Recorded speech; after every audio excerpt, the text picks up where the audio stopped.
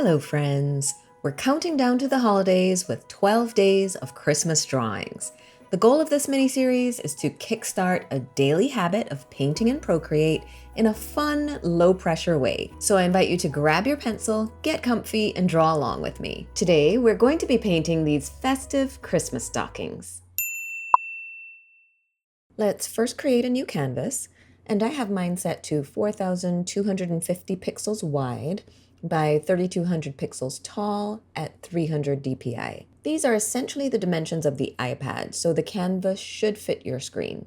If you don't have enough storage on your iPad for a file this large, you can use the pre-formatted screen size canvas, which will give you the same aspect ratio, but at a smaller size and lower resolution.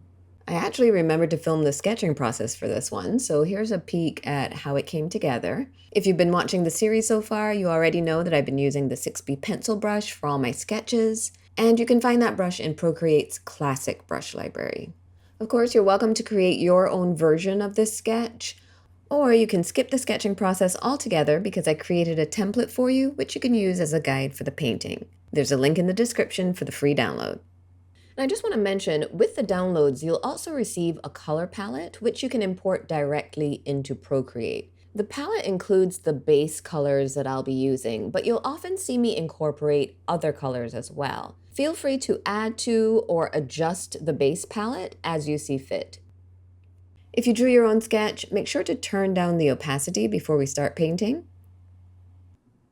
And if you're using the template, first switch the blending mode to multiply, then reduce the opacity. The first thing we'll do is change the background color. I made a lighter version of the mint green from the palette, which I'm going to use, but the icy blue will work just as well. Once you decide on your color, then you're going to create a new layer and drag it below your sketch or template layer. Now let's choose our brush. Open the brush library, find the paints set, and we're going to use the Lena brush. Choose a color for your first stocking. I'll be using this peach color, which is an altered version of the coral from the palette. And I've got my brush set to about 16%, and we're first going to outline the shape of the stocking, then increase the brush size to fill the shape with color. We're doing a manual fill so we can see those nice brush strokes.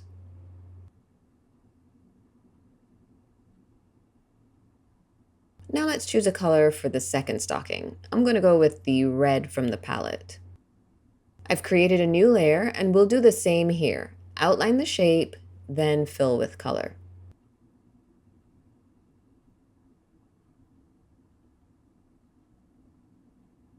Now let's paint the top of the stockings. Switch the color to white, create a new layer above the stockings, and we can paint both of these cuffs on the same layer.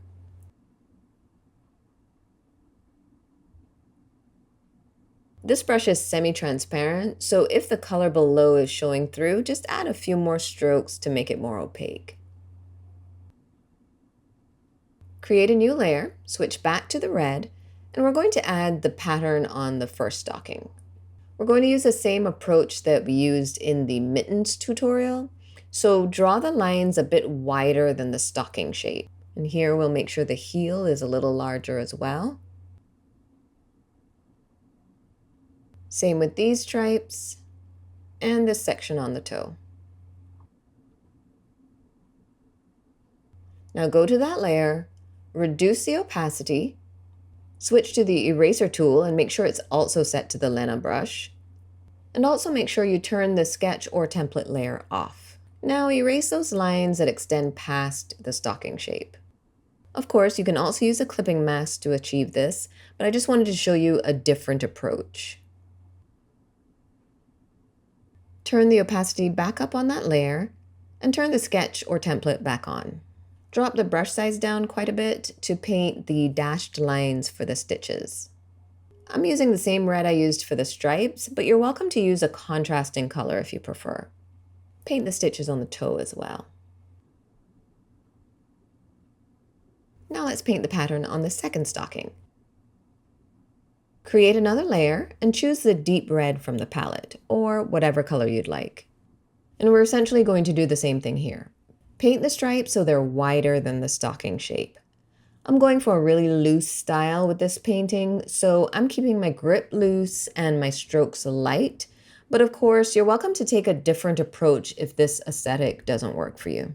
Once the stripes are done, reduce the opacity on that layer, switch to the eraser, and clean up those lines.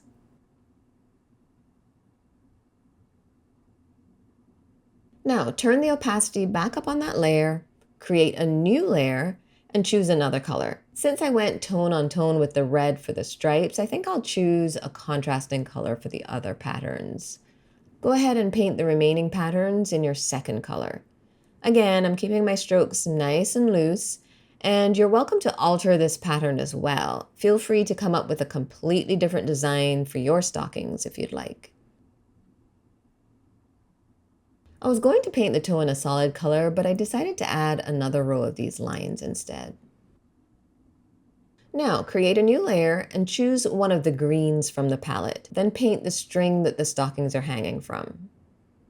Also paint the loops for the bows.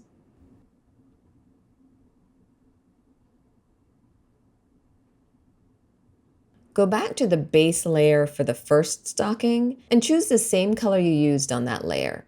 We're going to paint that loop that the stocking is hanging from. Then do the same for the other stocking. Go back to that layer and choose the same color. Paint that loop as well. All right, let's go back up to the string layer, switch to the eraser tool, which should still be set to Lena, and erase this section of the string so it looks like the left side of the loop is in the foreground. Do the same on this side as well. Create a new layer, and actually let's change the color to holly green. We're going to use this to paint the berry stems. This is a really dry brush, so you might have to go over the lines a few times to make them more solid.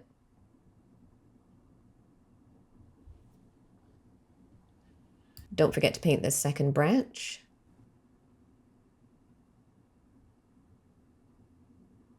Now create a new layer and choose the red from the palette. Go ahead and paint those berries. You'll want to make sure that this layer is above the layer where you drew the string, so that in areas like this where berries overlap, the berries will appear in the foreground.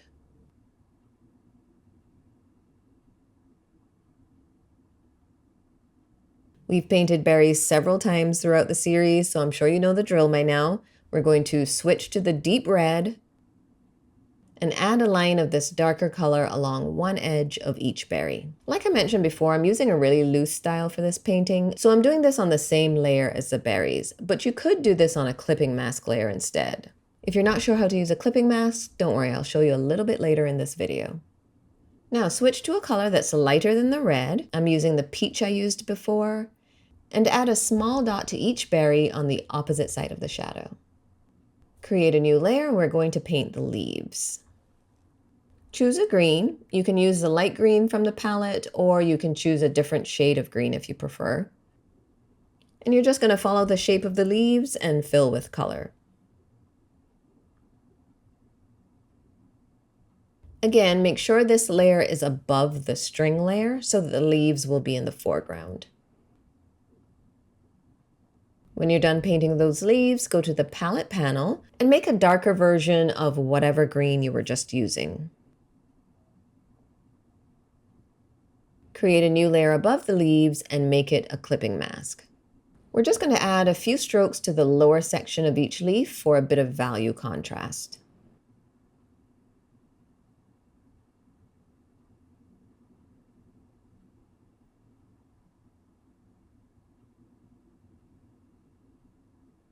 All right, now the last thing we're going to do is add a little bit of shading to the stockings so they don't look so flat. Go to the first stocking layer, create a new layer above it, and make the new layer a clipping mask. Then choose a darker version of whatever color you used for that stocking. Add a few loose strokes of this darker color along the bottom edge of the stocking, a little under the fold, and along the right side. Maybe even a little along the stripes as well. You can also add a line here to indicate the crease where the stocking would naturally fold. Now do the same with the other stocking. Create a new layer above it, make that layer a clipping mask, choose a darker red, then add those shadows. For this one, I'm going to add a little shadow to the pattern too. I think the white area at the top could also use a little color variation. So let's go to that layer, create a clipping mask, and we can use the icy blue from the palette. We're just going to add a couple loose marks along the bottom edge. They don't need to be too defined. We're just adding a tiny bit of value contrast so that area isn't so stark white. And there's our cozy pair of Christmas stockings. I hope you had fun with this process, and I hope you'll join me for all 12 days of this holiday painting practice. There's a link in the description for where you can download the free drawing templates and get a peek at all the drawings we'll be creating for the next 12 days. I've also added a link to the 12 Days of Christmas Drawings playlist so you can easily find all the content in this series. If you enjoyed this video, I'd love if you'd give it a thumbs up and subscribe to my channel. Thanks for watching.